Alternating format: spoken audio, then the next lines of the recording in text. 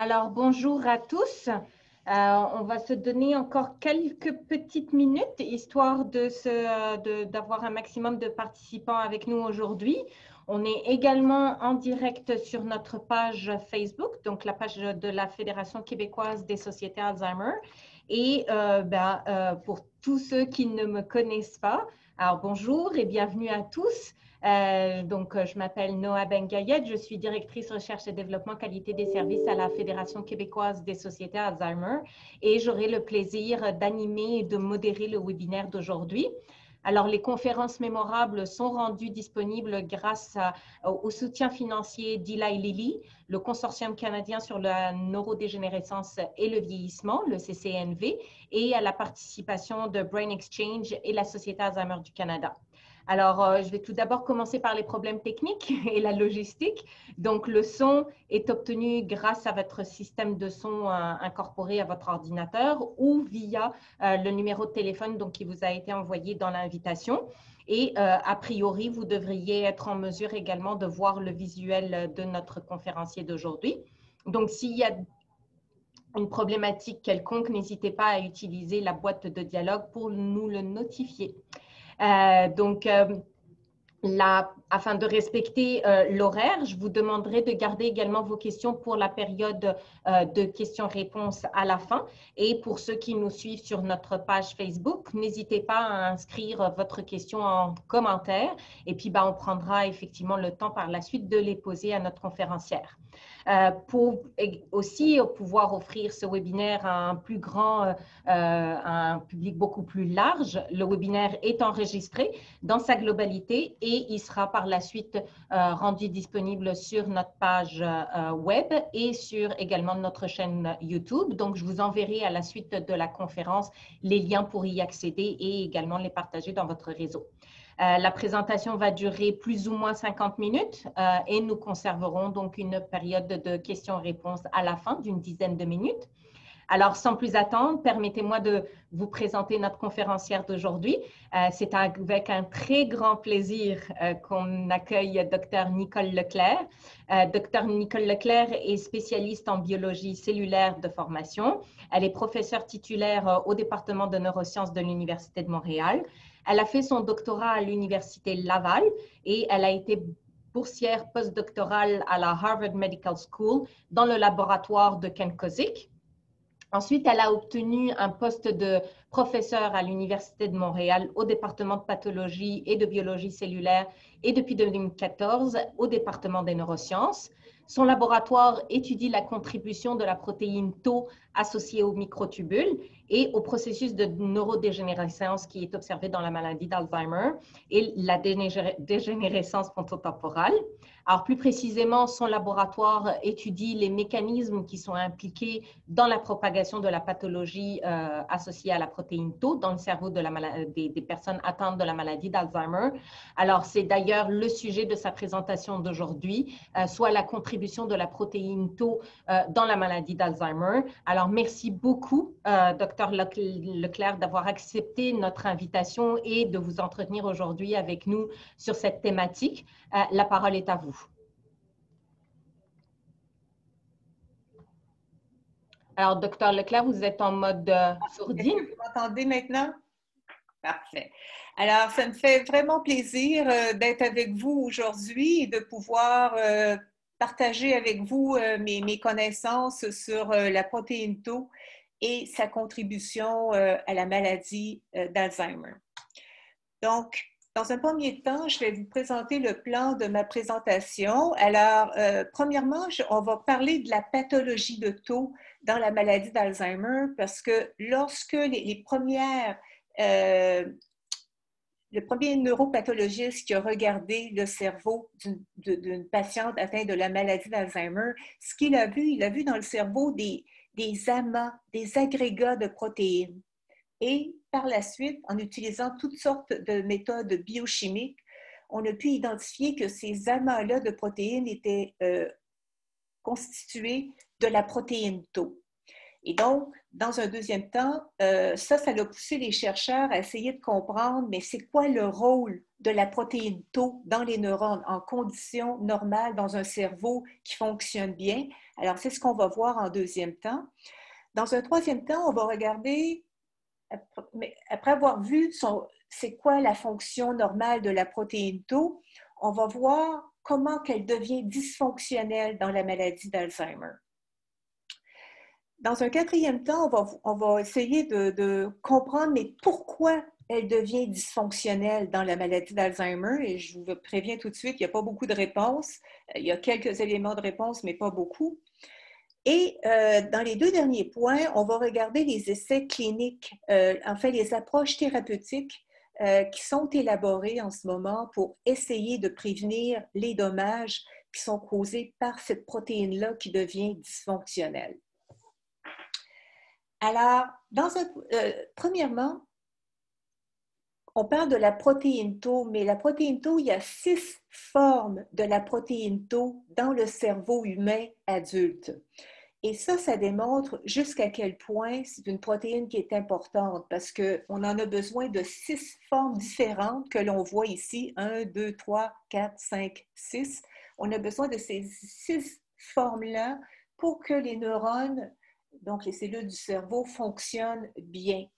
D'ailleurs, chez certaines personnes qui ont des mutations, ils vont produire un nombre différent d'isoformes, de formes de protéines Tau, et ceci est suffisant pour induire ce qu'on appelle une démence frontotemporale.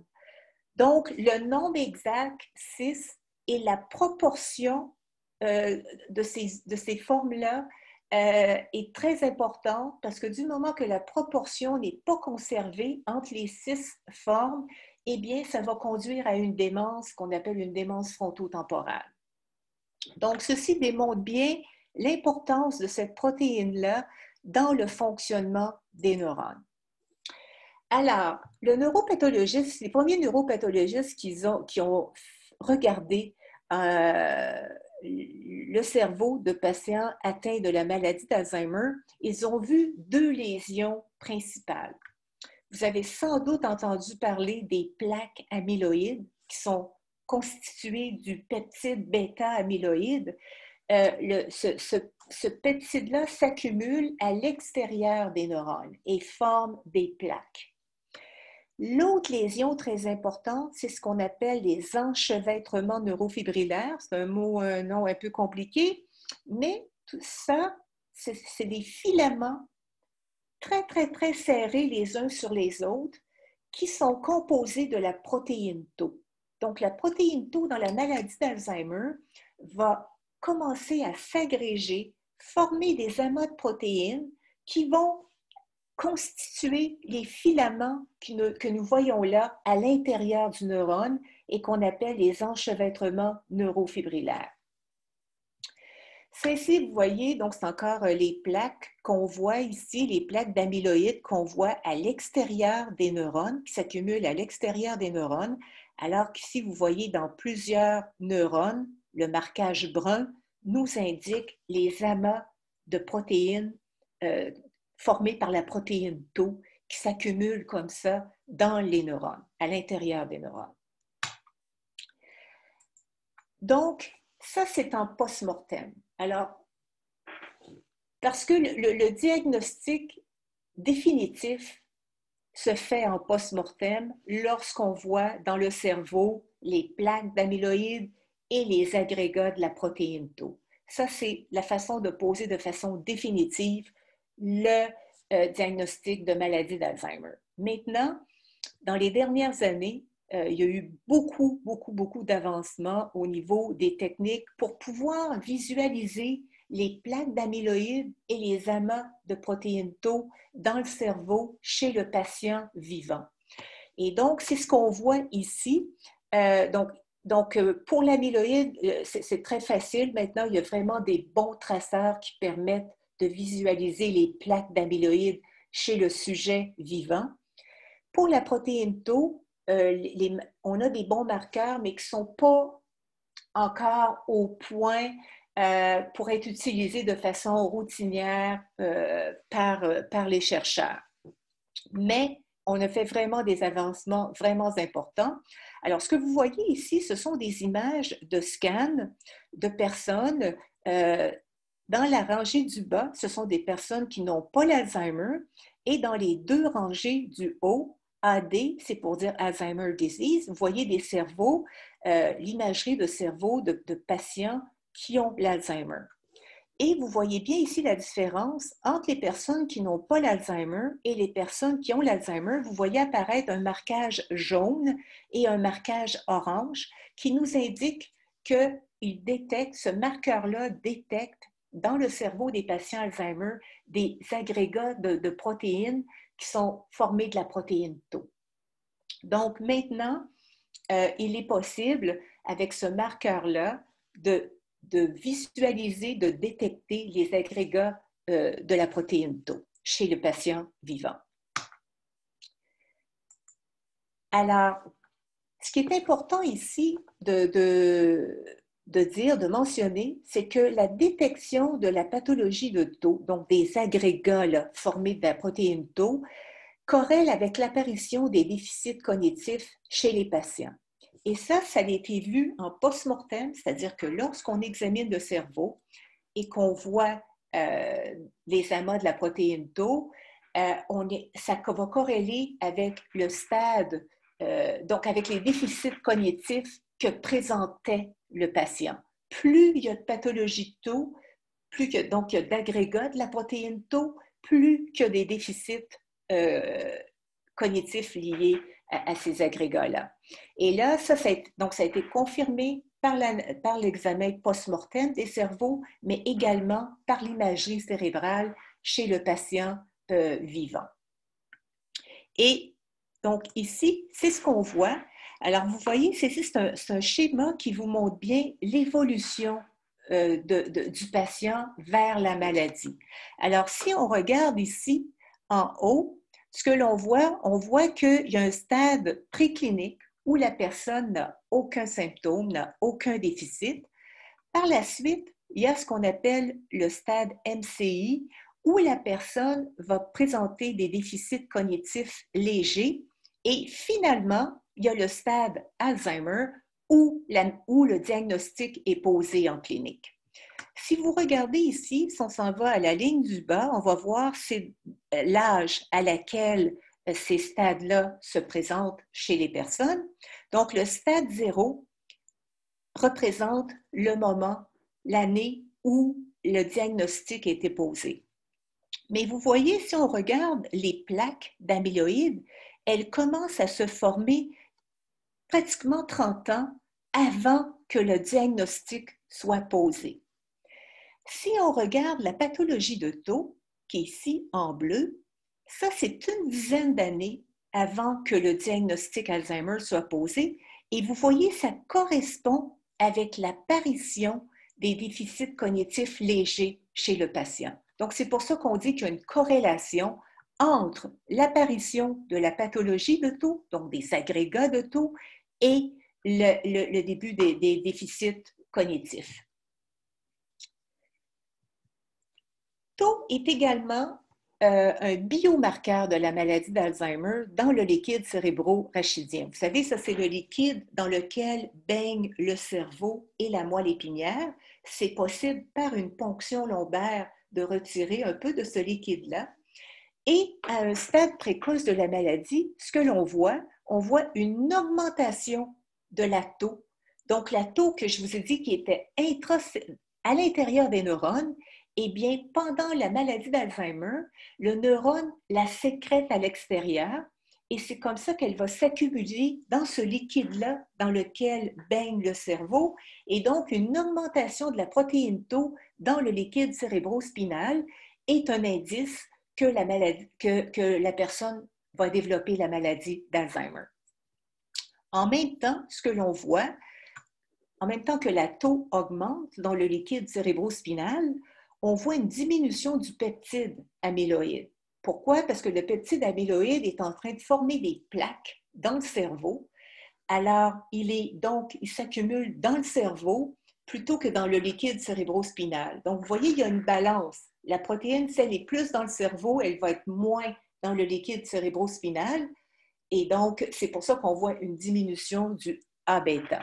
Donc, quand dans le liquide cérébrospinal, on voit une augmentation de la tau et une diminution de A-bêta, ça, c'est vraiment un indice que la personne va développer la maladie d'Alzheimer. Il y a un avancement récent qui est très important, c'est qu'il y a quelques études qui ont été publiées dernièrement qui démontrent que la tau peut même être détectée dans le sang. Donc ici, on n'a plus besoin de faire des ponctions lombaires parce que ce n'est pas tout le monde qui est à l'aise avec les ponctions lombaires, autant les patients que les neurologues. Et donc, c'est pour ça que ce n'est pas fait ici de façon routinière. Mais maintenant, il semblerait que la tau, on la détecte également dans le sang et donc elle pourrait donc être utilisée comme biomarqueur. Donc, une prise de sang pourrait être suffisante pour pouvoir, pour pouvoir l'utiliser comme outil diagnostique.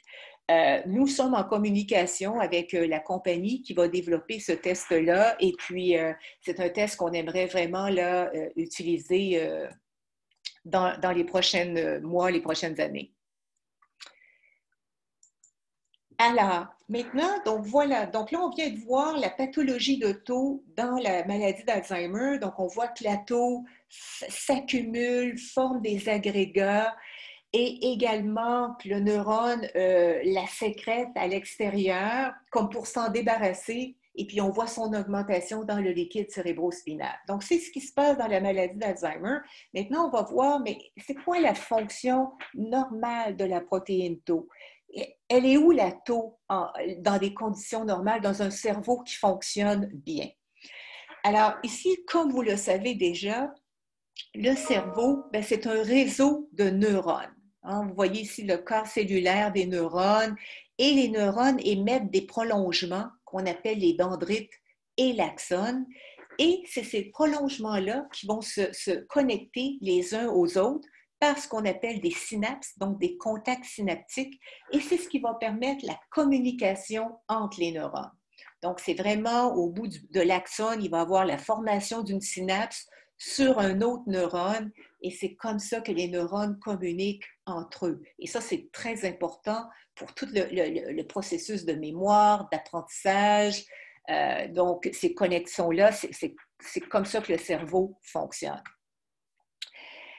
Alors, maintenant, si on rentre à l'intérieur d'un neurone pour aller voir qu'est-ce qui se passe à l'intérieur du neurone, là, on a bien vu le réseau global de neurones, mais là, rentrons à l'intérieur du neurone. Et c'est ce qu'on voit ici. C'est un neurone qu'on a ouvert pour aller voir à l'intérieur. Donc, on voit encore les prolongements, les dendrites et l'axone. L'axone qui va aller, c'est le prolongement qui va aller former un contact synaptique avec un autre neurone. Si on regarde à l'intérieur de l'axone, c'est là qu'on retrouve la protéine tau en conditions normales. Et là, zoomons sur cette région-là de l'axone et ce qu'on va voir à l'intérieur de l'axone, ce sont des structures qu'on appelle les microtubules. Et on voit la tau ici qui est attachée aux microtubules.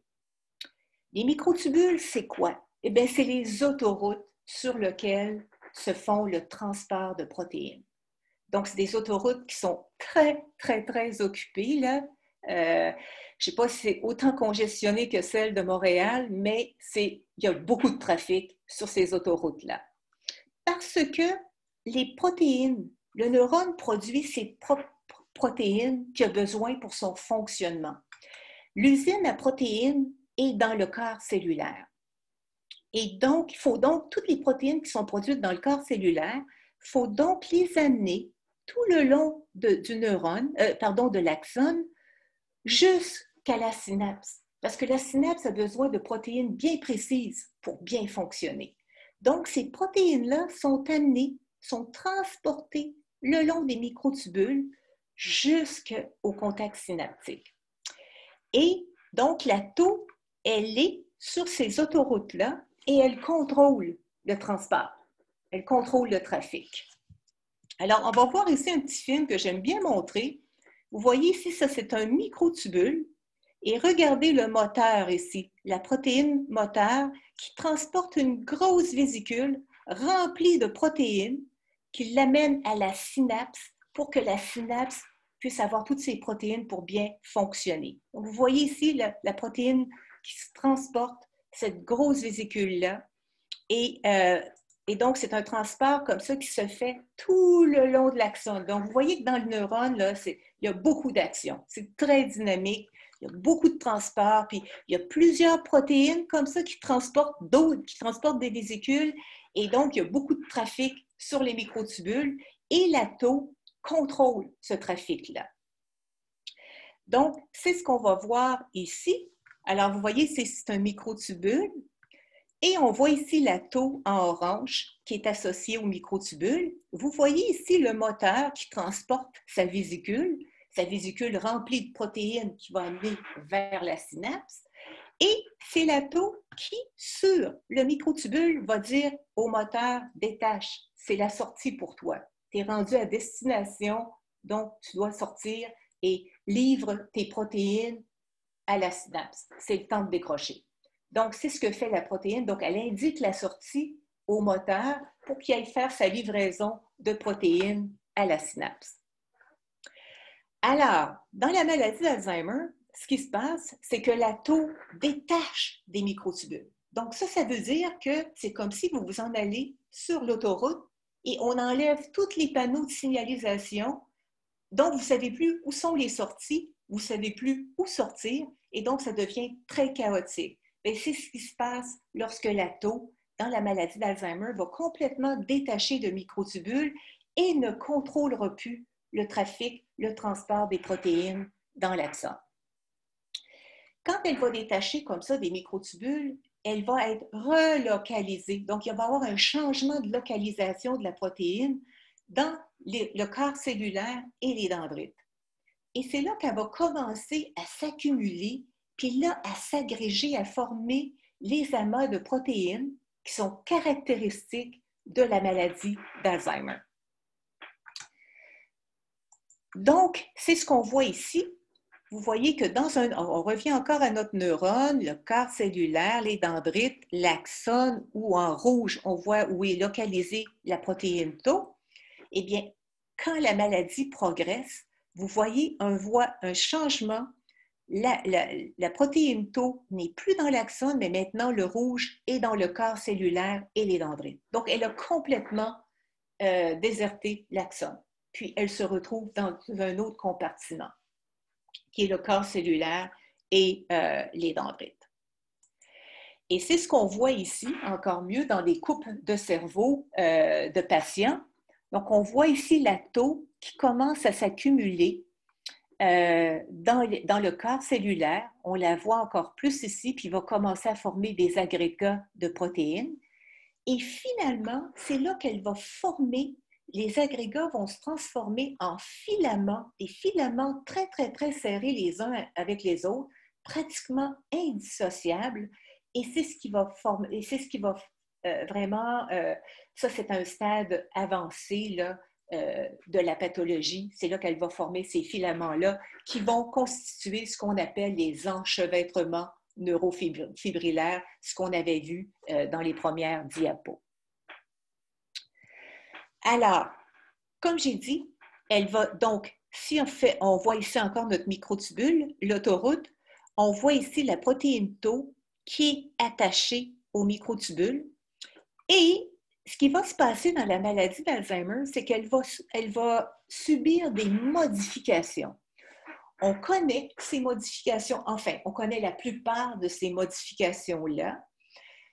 Malheureusement, pour le moment, on ne comprend pas encore pourquoi qu'elle subit ces modifications-là. Mais on les connaît de mieux en mieux. On ne les connaît pas toutes, mais on les connaît pas mal. Et donc, elle devient modifiée et c'est là qu'elle détache des microtubules et qu'elle va être donc relocalisée dans le corps cellulaire et les dendrites. Et c'est là qu'elle va commencer à s'associer entre elles pour former des petits agrégats et finalement former des filaments qui vont constituer les enchevêtrements neurofibrillaires, les tangles qu'on observe dans le cerveau Alzheimer. Maintenant, lorsque la tau détache des microtubules, avant de former les filaments insolubles, elle va aller s'attacher parce que les modifications qu'elle subit la rendent très, très, très collante. Elle colle à tout. Sticky. Elle devient sticky, comme on dit en anglais. Donc, elle colle à tout.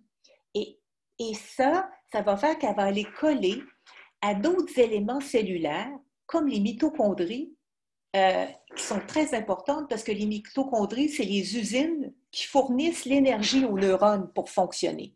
Donc, la protéine tau va aller se coller aux mitochondries et va altérer leur fonctionnement, ce qui fait qu'à la fin, les mitochondries ne fonctionneront plus bien et ne seront plus capables de fournir aux neurones l'énergie qu'ils ont besoin. Aussi, la protéine tau, elle est capable d'aller se lier.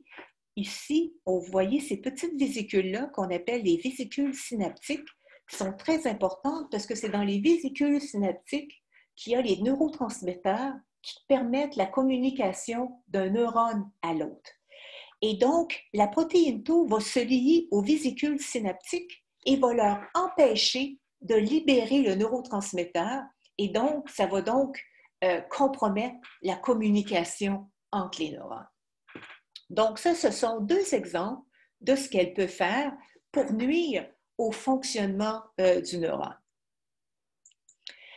Alors, aussi, ce que je vous ai dit, c'est qu'un des biomarqueurs, c'est de voir une augmentation de la protéine tau dans le liquide cérébro-rachidien. Et ça, c'est que nous, on l'a montré, et d'autres groupes, c'est que les neurones sont capables de la sécréter dans le liquide cérébro-rachidien. Et donc, ça veut dire que ça, la protéine tau se retrouve à l'extérieur du neurone. Et ce que je dois dire tout de suite, c'est qu'en conditions normales, pour les gens qui n'ont pas d'Alzheimer, nous avons tous une petite quantité de tau dans le liquide cérébro-rachidien. Et ça semble, on ne connaît pas encore la fonction. Donc, ça veut dire qu'en conditions normales, les neurones sécrètent un peu de tau. C'est ce qu'on voit ici. On voit, vous voyez, le contact synaptique ici, donc l'élément pré- et post-synaptique, et on voit dans la fente synaptique un peu de tau. Mais une tau qui semble être pas nocive pour les neurones. Dans la maladie d'Alzheimer, ce qu'on voit, c'est que la tau qui forme des petits agrégats, en rouge ici, est libérée par le neurone, donc est sécrétée. Et cette tau-là, malheureusement, qui est sticky, qui est collante, est capable d'aller se lier à des récepteurs au niveau de l'élément postsynaptique. Et en se liant à ces récepteurs-là, altère la fonction synaptique. Et donc, ça contribue au dysfonctionnement synaptique que l'on voit chez les patients Alzheimer. Alors, l'autre chose qui est très importante et qui est effectivement un des sujets qui nous intéresse beaucoup, c'est que la pathologie de tau se propage dans le cerveau. Alors, ce qu'on veut dire par là, c'est que, alors il y a un neuropathologiste qui s'appelle Braak, qui a identifié 6 stades de la pathologie de tau dans le cerveau des patients Alzheimer. Donc, on parle du stade 1, où on voit la pathologie de tau, donc les agrégats, les amas de la pathologie de tau, seulement dans une région qu'on appelle la région transentorhinale. Au stade 2, on commence à voir les amas de tau dans l'hippocampe. Et c'est là, dans l'hippocampe, qui est responsable de la mémoire, c'est là où surviennent les problèmes de mémoire. Par la suite, aux autres stades, la protéine va complètement, la pathologie va se retrouver dans toutes les régions du cerveau. Et c'est là que les déficits deviennent très importants. Donc, l'idée est que c'est d'essayer de comprendre, mais comment qu'elle se propage comme ça dans tout le cerveau? Parce que si on pouvait bloquer cette propagation-là au stade 1, on empêcherait beaucoup de déficits chez les patients. Donc, c'est pour ça que nous, ces mécanismes de propagation-là nous intéressent à cause de ça. Parce qu'on se dit, bien, si on pouvait réussir à bloquer au stade 1, on éviterait bien des problèmes chez les patients. Et la façon ce qui se passe, c'est que vous voyez ici encore là un neurone et un deuxième neurone. Alors, vous voyez dans le neurone ici, on voit la protéine tau normale qui est en bleu. Et là, on voit la protéine tau qui commence à être pathologique, qui commence à former des petits agrégats en jaune. Et on voit la protéine tau qui forme des gros agrégats en rouge. Ce qu'on pense qui se produit, c'est que le neurone sécrète à l'extérieur la protéine tau en petits agrégats et ces petits agrégats-là vont être capturés par le neurone suivant et c'est comme ça, c'est comme ça que la maladie se propage d'un neurone à l'autre. Et donc, c'est pour ça qu'en ce moment, on étudie beaucoup ces mécanismes-là, d'essayer de comprendre comment cette tau pathologique-là se propage d'un neurone à l'autre. Maintenant, pourquoi la protéine tau devient dysfonctionnelle? C'est ça la question. C'est si on pouvait comprendre pourquoi elle devient dysfonctionnelle, eh bien, on pourrait prévenir son dysfonctionnement. Alors, la réponse courte, c'est que nous ne le savons pas, malheureusement. Maintenant, il y a de plus en plus d'observations qui nous montrent que probablement que chez certaines personnes, eh bien, il y a une prédisposition génétique. Il y a de plus en plus de très grandes études génétiques qui sont faites et qui montrent que chez les patients Alzheimer, il y a certains types de gènes qui sont prédominants, c'est-à-dire ou qui peuvent présenter des mutations. Et que donc, ce serait probablement un ensemble de gènes qui prédisposent à la maladie d'Alzheimer et donc à l'apparition de la pathologie de tau, au dysfonctionnement de la pathologie de tau. Également, on voit que de plus en plus les habitudes de vie ont un impact sur le développement de la maladie. Et d'ailleurs, il y a des études maintenant qui montrent que des bonnes habitudes de vie peuvent protéger jusqu'à 30% les risques de développer la maladie d'Alzheimer et donc de développer la pathologie de tau. Et c'est ce qu'on voit ici. Donc, probablement que c'est des facteurs génétiques et environnementaux qui vont amener au développement, à rendre la tau dysfonctionnelle. Donc, on voit ici au centre les gènes. Par la suite, on voit des traits de personnalité comme si le stress, on sait que le stress pourrait peut-être avoir des effets pour amener un déclenchement de la maladie. Également, le style de vie. Hein, est-ce qu'on est quelqu'un qui fait de l'exercice, qui se nourrit bien, qui a beaucoup d'activités cognitives, enfin, qui n'a pas de facteurs cardiaques, par exemple, pression sanguine élevée ou des trucs comme ça. Et aussi l'environnement qui pourrait influencer. Donc, il faut ici comprendre qu'il n'y a pas une seule cause. Maintenant, on a plutôt, tout le monde s'entend pour dire que, tous les experts s'entendent pour dire que c'est une maladie qui est multifactorielle. Donc, ce n'est pas un seul facteur qui va induire la maladie d'Alzheimer et donc le dysfonctionnement de la pathologie de tau, mais c'est plusieurs facteurs. Et donc, il faut essayer de contrôler plusieurs facteurs en même temps pour réduire les risques de développer la maladie. Aussi, donc, si on continue pour pourquoi la protéine tau devient dysfonctionnelle, c'est que, comme vous le savez tous, le facteur de risque le plus important pour la maladie d'Alzheimer, c'est le vieillissement. Donc, quelqu'un qui est jeune est protégé contre la maladie. Donc, c'est vraiment une maladie qui apparaît au cours du vieillissement. Et ce qui se passe, c'est qu'au cours du vieillissement, il y a des changements qui surviennent. Et entre autres, des changements qui pourraient favoriser le fait que la protéine tau devient dysfonctionnelle. Et entre autres, on sait que les neurones et toutes cellules ont deux systèmes de dégradation, donc on appelle de dégradation de protéines qui sont non fonctionnels, qui sont dysfonctionnels. Donc, ces deux systèmes-là s'appellent le protéasome et l'autophagie. Alors, comme je vous ai dit, les neurones produisent eux-mêmes les protéines dont ils ont besoin. Donc, ils produisent également la protéine Tau. Les neurones ont un système de contrôle de qualité, comme n'importe quelle usine qui produit de la nourriture pour nous. Il y a toujours un département où on contrôle la qualité des aliments.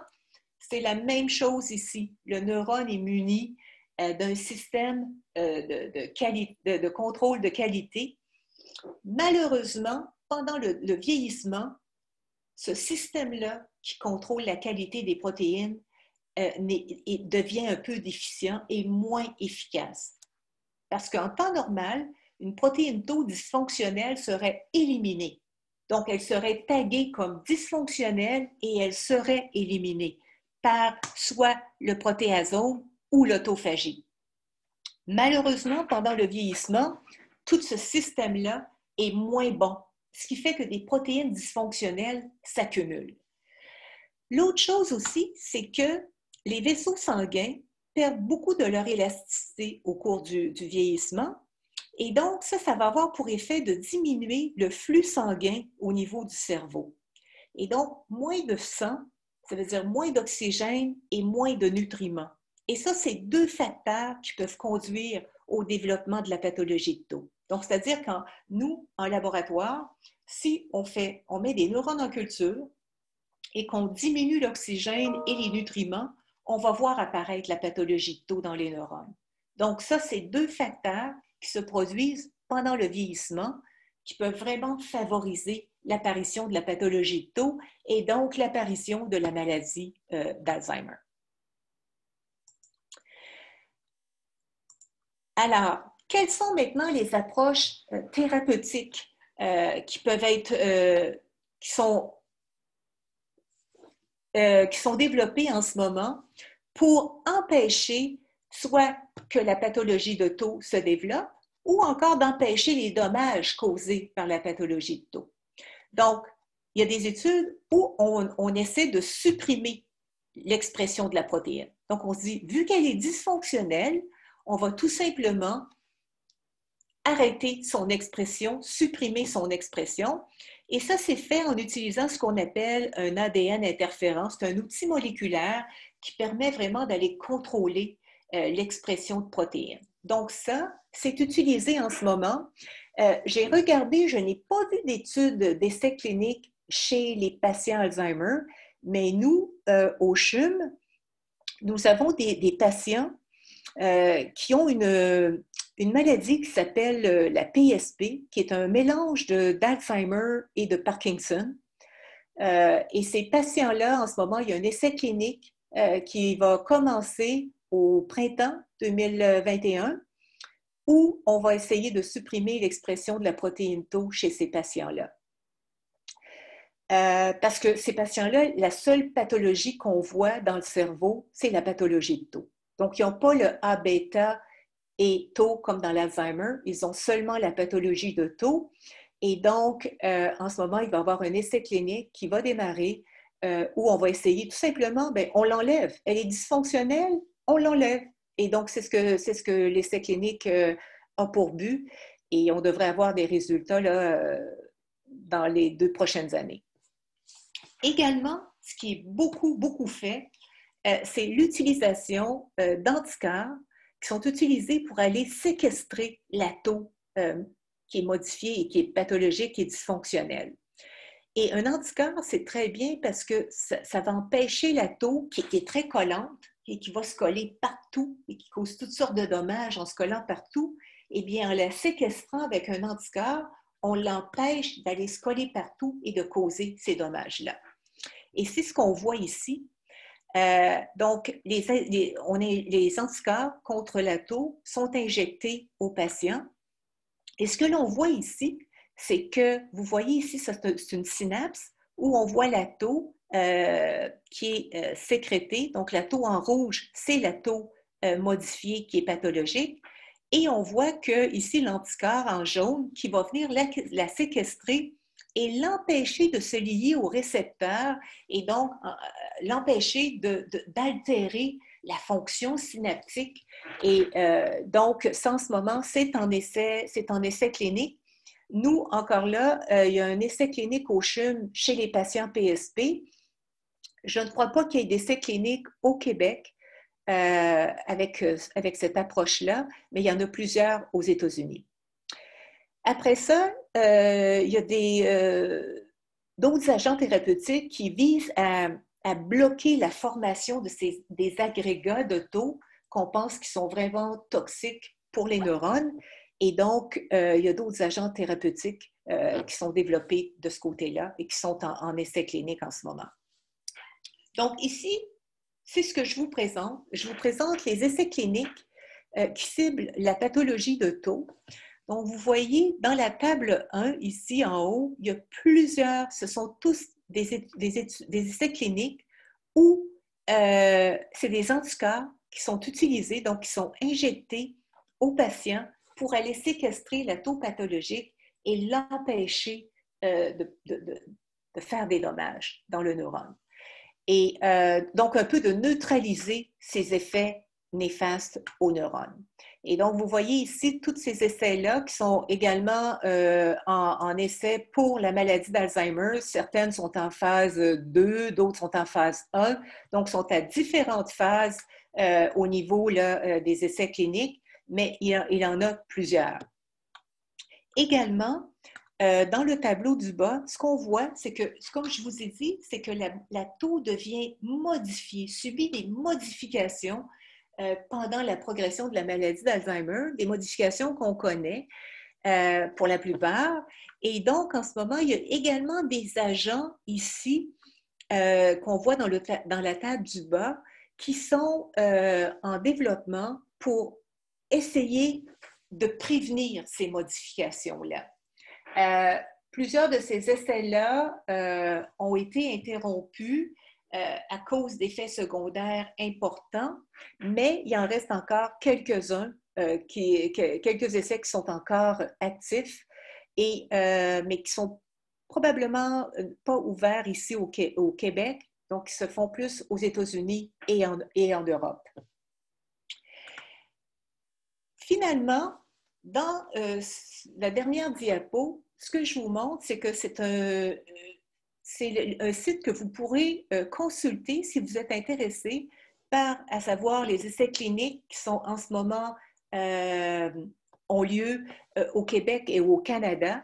Donc, vous pouvez consulter ce site-là et vous allez voir que c'est des essais cliniques où on cible le bêta, le peptide amyloïde plutôt que la tau. Il n'y a pas vraiment d'études d'essais cliniques où on cible la tau. Et donc, mais je vous invite à consulter ce site-là si c'est quelque chose qui vous intéresse. Aussi, on est très chanceux au Québec parce qu'il y a un organisme qui s'appelle essaicscliniquesimplifié.com. Encore là, c'est un site que je vous invite à aller consulter si vous êtes intéressé par des essais cliniques, parce que Essais cliniques simplifiés est un organisme qui ne travaille pas pour des compagnies pharmaceutiques. Donc, elle n'a pas du tout d'intérêt à vous pousser vers un essai clinique plutôt qu'un autre. Ces gens-là ont une opinion neutre sur les essais cliniques. Ils sont là pour vous aider à trouver l'essai clinique qui pourrait vous convenir. Alors, si vous êtes intéressé à participer à des essais cliniques, eh bien, je vous invite à consulter ce site web-là, ces personnes-là qui vont vous aider en collaboration avec votre médecin à déterminer quel essai clinique pourrait vous convenir. Donc, voilà, c'est ici que se termine ma conférence. Alors, si vous avez des questions, ça me fera vraiment plaisir d'y répondre. Alors, merci beaucoup, Dr. Leclerc, pour cette excellente présentation et surtout vos efforts de vulgarisation sur un sujet tellement complexe et qui forcément demande beaucoup d'explications à un niveau anatomique, des mécanismes bien particuliers. Donc, merci pour cet effort-là. On a eu déjà beaucoup de questions là. Okay. Donc, je vais essayer de les prendre dans l'ordre à laquelle elles sont apparues. Alors, tout d'abord, un point de clarification.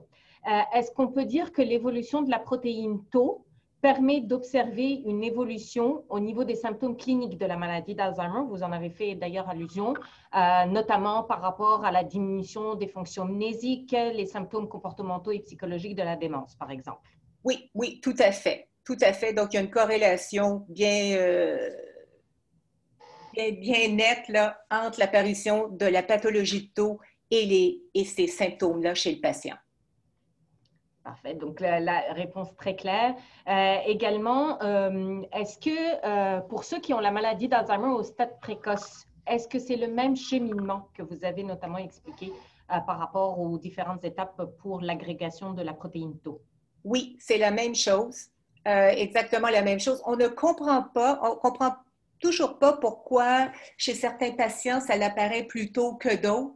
Pourquoi ça l'apparaît, mais peut-être que ça a à voir justement avec le background génétique, hein, la génétique et aussi des facteurs environnementaux qui peuvent faire que la maladie va se développer plus rapidement. Une autre question également, point de clarification. Est-ce qu'on peut dire que l'évolution de la protéine Tau, excusez-moi, c'était la même question qui a été posée. Est-ce que vous excluez complètement l'implication des plaques amyloïdes dans la pathologie de la maladie d'Alzheimer? Alors, la théorie, moi je n'aime pas, parce que vous savez, il y a une bataille là, entre les tauistes et les baptistes. Moi, je n'aime pas rentrer là-dedans. J'aime être conciliante et essayer de mettre tout ensemble. Alors, moi, je suis d'accord que probablement que c'est le bêta-amyloïde qui va déclencher la maladie, mais que pour que la maladie progresse, ça prend absolument la pathologie de Tau. Donc, le déclenchement ne se ferait pas nécessairement par la pathologie de Tau, mais la progression, oui. Donc, c'est pour ça qu'on a besoin des deux. OK. Est-ce qu'il y a actuellement des PET scans qui sont effectués au Québec pour visualiser de potentielles plaques bêta-amyloïdes?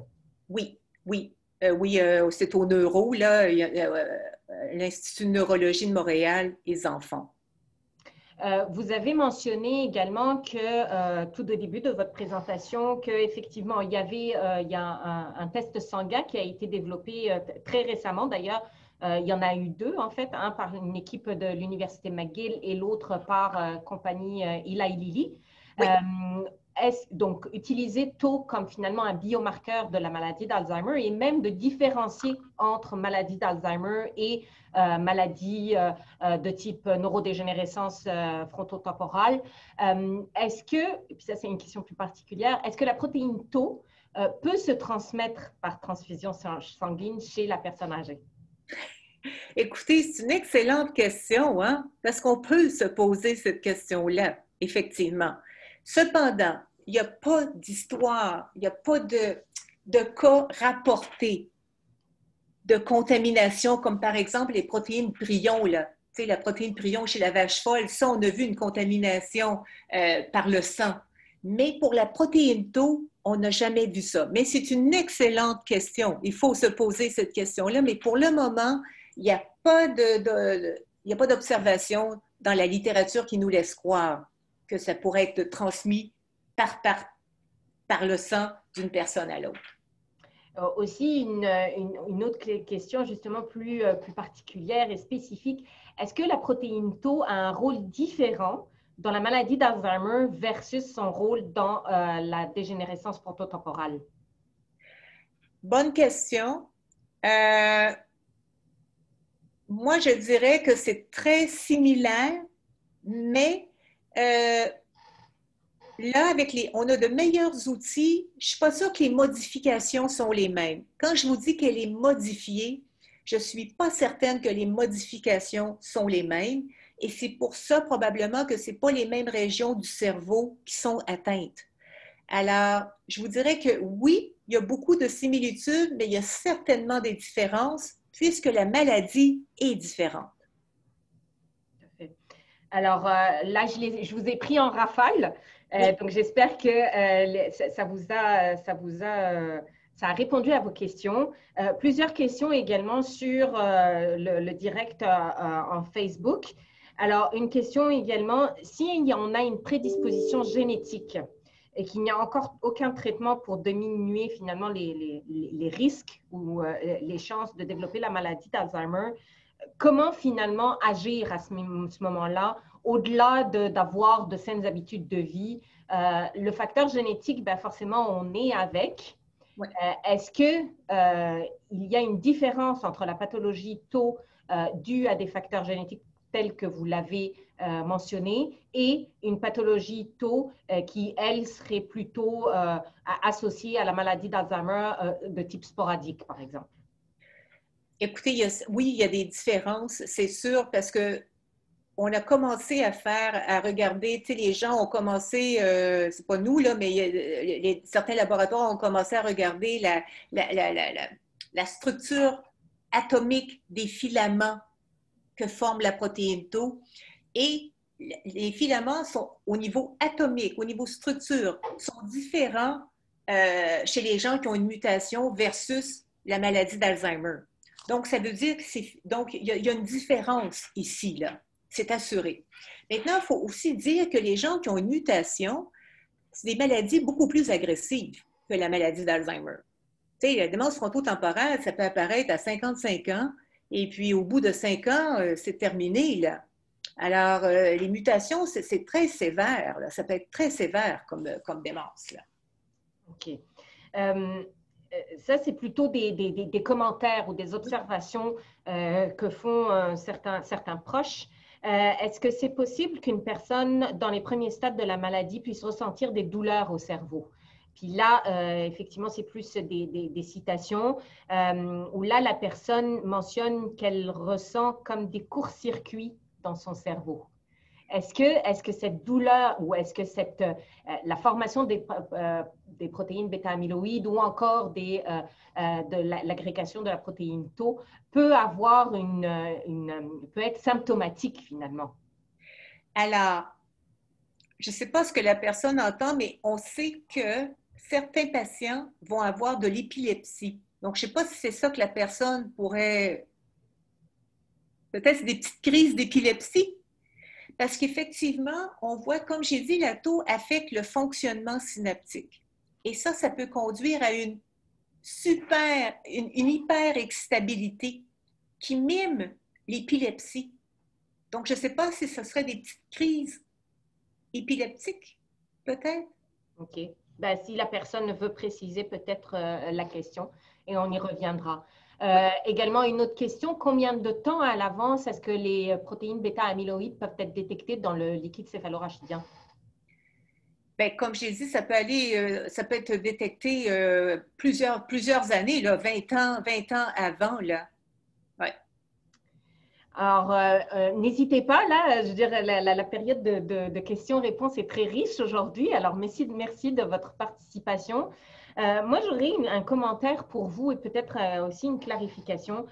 Vous avez mentionné justement cet essai clinique pour la PSP, Oui. où là, effectivement, le biomarqueur principal, ben, c'est l'accumulation de la protéine tau et d'utiliser cette stratégie de supprimer tau pour finalement y remédier. Comment est-ce qu'on supprime l'expression de la protéine tau qui est donc modifiée, qui est défectueuse, sans altérer la structure du microtubule, sans altérer finalement la raison pour laquelle la protéine tau s'associe au microtubule et donc assure la stabilité du microtubule et l'échange de transformation, d'informations entre les neurones? Écoute, ça, c'est une excellente question. Moi, je me pose. Parce que, comme je l'ai dit, autant pour la PSP que l'Alzheimer, la maladie commence dans une région bien précise. Puis après ça, elle se propage. Mais les régions, au début, il y a plein de régions qui ne sont pas affectées. Et là, tu vas aller supprimer la tau dans des neurones qui ne sont pas affectés. Et quels vont être les effets secondaires de ça? On ne le sait pas. Mais comme tu le sais, comme moi, c'est une balance entre effets secondaires et effets bénéfiques. Voilà. Ça, mais oui, je me pose aussi cette question-là. Encore une question. Alors, comment est-ce que c'est possible effectivement de... est-ce que c'est seulement le... OK. Donc, pour connaître en fait la présence des protéines bêta-amyloïdes ou taux dans le liquide céphalorachidien, où est-ce qu'on peut finalement avoir ce genre de tests prescrits? Est-ce que c'est universitaire, des cliniques privées? Est-ce que c'est disponible? Je vous laisse répondre. Alors, malheureusement, au Québec, c'est fait dans un contexte de recherche. Mais, donc, je dirais dans 80% des cas, c'est fait dans un contexte de recherche. Mais vous avez le droit de le demander à votre médecin. Vous avez le droit. Si vous voulez une ponction lombaire, vous avez le droit de le faire. Et il devrait répondre à votre demande. Mais voilà. Donc, moi, je pense que c'est un test qui est important à faire. Puis surtout que vous avez aussi montré que l'accumulation de la protéine Tau était directement liée au déclin cognitif, surtout à un stade de trouble neurocognitif léger. Donc là, on est vraiment avant le diagnostic. Oui. Donc, est-ce que vous pensez que Tau devrait être utilisé de manière beaucoup plus large pour justement comme outil de diagnostic en MCI? Absolument. Vous voyez, en France, c'est fait de routine. Du moment qu'un neurologue soupçonne que vous avez qui se dit, elle a ça, c'est des troubles cognitifs légers, la ponction lombaire, elle est faite sur le champ, là, pour confirmer ses soupçons. Alors qu'ici, ce n'est pas, et je pense que c'est toute une, je ne sais pas où ça bloque. Ça, je ne peux pas vous l'expliquer, là, mais ce n'est pas fait ici de routine, alors qu'ailleurs, c'est fait de routine. Une autre question également, y a-t-il une relation avec le choc vagal ressenti chez la personne atteinte de la maladie d'Alzheimer et la formation d'amas de protéines Tau dans le cerveau? Ça, je ne pourrais pas vous le répondre.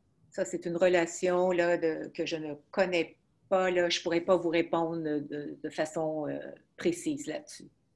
OK. Aussi, une autre question très rapide.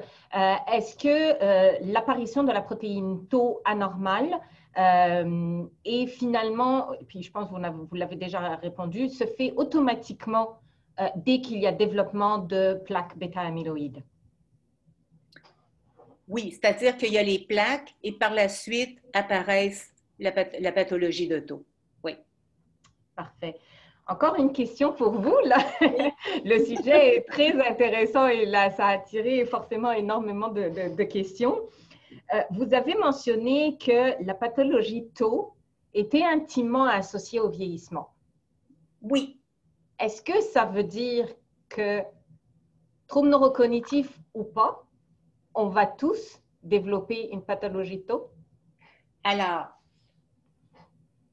je ne dirais pas que c'est pas chez tout le monde, mais il y a tout de même un pourcentage important de personnes chez qui on va voir la pathologie de Tau. Et ces gens-là sont asymptomatiques. Ils n'ont pas de problème. Donc, c'est des personnes âgées, asymptomatiques, qui ont la pathologie de Tau.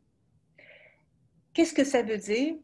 On ne le sait pas. Donc, c'est là où on parle des gens qui ont peut-être une réserve cognitive et qui sont protégés pour une raison X, sont protégés. Peut-être aussi que là, c'est là où la génétique et où l'environnement est très important. Donc, leurs neurones sont tellement en forme qu'ils ne sont pas là endommagés par la pathologie de Tau. OK. Et en corrélation à cette question-là, jusqu'à quel point le style de vie peut retarder ou prévenir à ce moment-là l'apparition de la pathologie Tau ou encore un trouble neurocognitif de type maladie d'Alzheimer? Alors, c'est sûr que ça dépend. Comme j'ai dit, moi, je pense qu'il faut toujours regarder ça globalement, regarder la génétique et l'environnement. Alors, peut-être que, par exemple, moi, je connais c'était quelqu'un qui était hyper sportif, qui mangeait bien, mais il y avait une mutation dans un gène et il a fait une crise cardiaque à 50 ans. alors que tu as quelqu'un d'autre qui mange mal et qui fait pas et que lui va vivre jusqu'à 90 ans. C'est la même chose ici. Je pense que c'est vraiment, faut vraiment, on peut pas juste isoler un facteur. Malheureusement, faut s'enlever ça de la tête. Il n'y a pas un facteur, c'est multifactoriel et de seulement jouer sur un facteur n'est peut-être pas suffisant, malheureusement. J'avais assisté à une de vos conférences où vous, justement, vous faisiez l'analogie de la maladie d'Alzheimer avec l'éléphant. Oui. Si vous pouviez peut-être oui, c'est-à-dire, la faire, oui. Oui, c'est ça, c'est que la maladie d'Alzheimer, on la compare à l'éléphant où le A-bêta, c'est la trompe et les deux oreilles, c'est la maladie la pathologie de Tau. Mais là, tu as tout le reste du corps qu'on ne connaît pas et qui contribue. Tout ça forme l'éléphant. Mais là, en ce moment, on a seulement la trompe et les deux oreilles. Il nous manque tout le corps qu'il faut comprendre. Alors, voilà, c'est malheureux à dire, mais c'est comme ça. Alors, sur cette note, bon, j'aimerais vraiment vous remercier, mais énormément, Dr. Leclerc, pour cette excellente présentation. Merci à vous tous d'avoir été avec nous sur cette nouvelle programmation des conférences mémorables. C'est notre 4e édition et je suis ravie de vous dire qu'on lance en janvier notre 5e édition avec des changements, avec une plateforme qui va nous permettre d'accueillir plus de monde, avec encore 10 conférenciers qui ont accepté de se prendre à cette belle initiative. Et puis, j'espère que vous serez encore avec nous l'année prochaine. Entre-temps, je vous souhaite vraiment d'excellentes fêtes. Prenez le temps pour vous ressourcer. Et puis, je suis sûre que 2021 va nous apporter encore beaucoup de défis, beaucoup de bonnes choses aussi. On veut garder quand même de l'espoir. Alors, sur ce, vous allez certainement recevoir aussi d'ici la semaine prochaine la nouvelle programmation pour que vous puissiez également déjà vous y inscrire.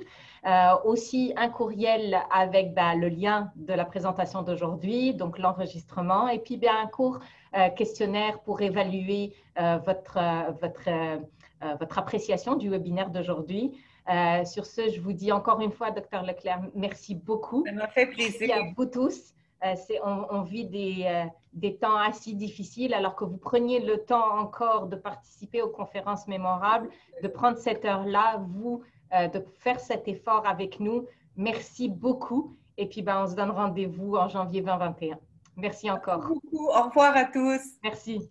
Au revoir.